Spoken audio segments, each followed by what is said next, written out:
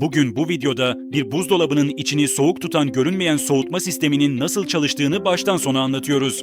Evindeki o sessiz beyaz kutu aslında durmadan tekrarlanan gizli bir fizik döngüsü sayesinde soğuk kalıyor.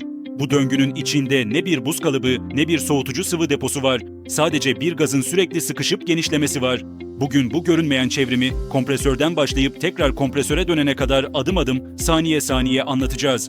Bu döngüyü anladığında dolabının arkasının neden sıcak olduğunu, neden sürekli çalışmadığını ve içinin neden hep aynı sıcaklıkta kaldığını da anlamış olacaksın. Döngü kompresörde başlıyor.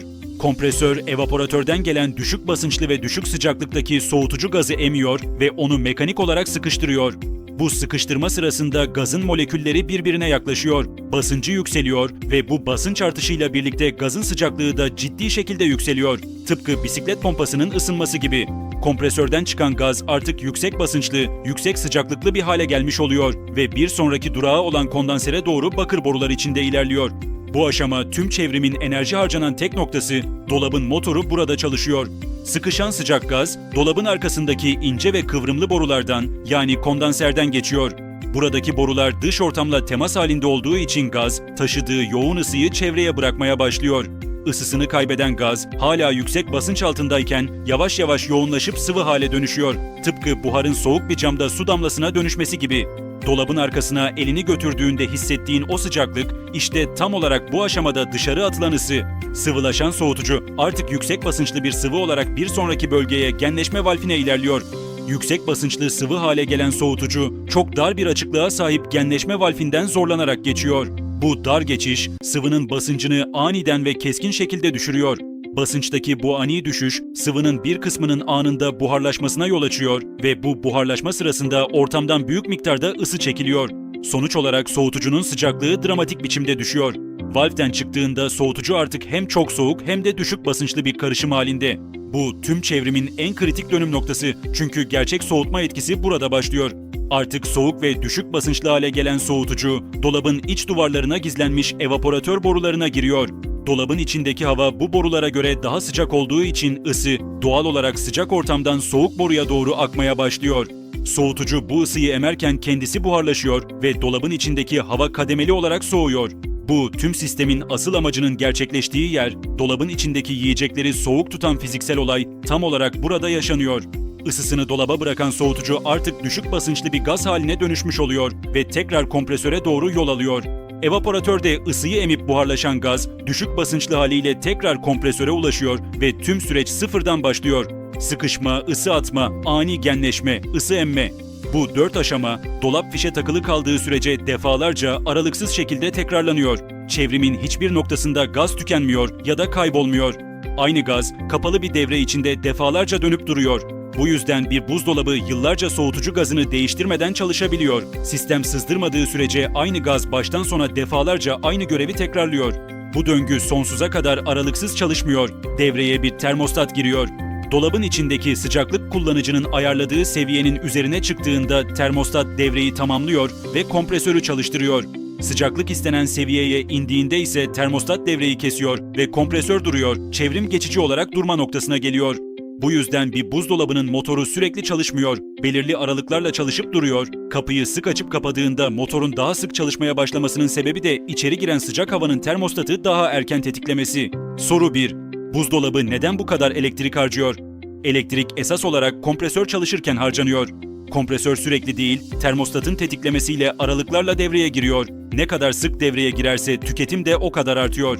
Soru 2. O uğultu ve gıcırtı sesi nereden geliyor? Uğultu kompresörün mekanik çalışmasından geliyor.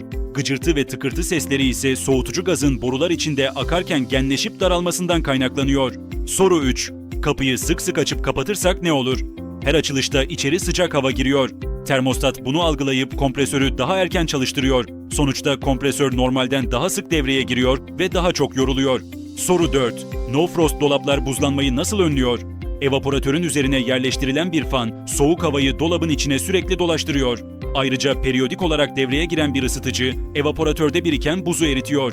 Soru 5. Kapı contası neden bu kadar önemli? Konta bozulursa dışarıdan sürekli sıcak hava sızıyor. Bu da termostatı sürekli tetikleyip kompresörün neredeyse hiç durmadan çalışmasına hem elektrik hem de ömür kaybına yol açıyor. Soru 6. Sıcak yemeği direkt dolaba koymak neden zararlı? Sıcak yemek dolabın içindeki hava sıcaklığını aniden yükseltiyor. Termostat bunu algılayıp kompresörü sert biçimde çalıştırıyor. Bu ani yük sistemi zamanla yoruyor. Soru 7. Dolabın arkasında neden boşluk bırakılmalı? Kondanser borular ısıyı ancak çevresindeki hava rahatça dolaşabilirse dışarı atabiliyor. Duvara bitişik yerleştirilirse ısı birikip kompresörün daha zorlanmasına neden oluyor. Soru 8. Buzdolabı motoru neden kilitlenir? Genelde ani elektrik kesintisi ve elektriğin geri gelmesi sırasında kompresörün içindeki basınç dengelenmeden tekrar çalışmaya zorlanmasından kaynaklanıyor.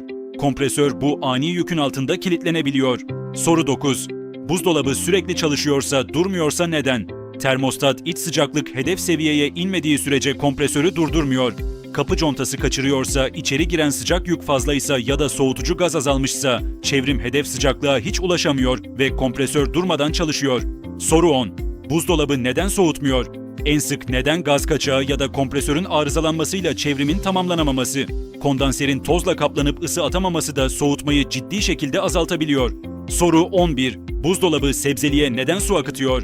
Evaporatördeki buzun erimesiyle oluşan su normalde bir tahliye kanalından dışarı akıyor.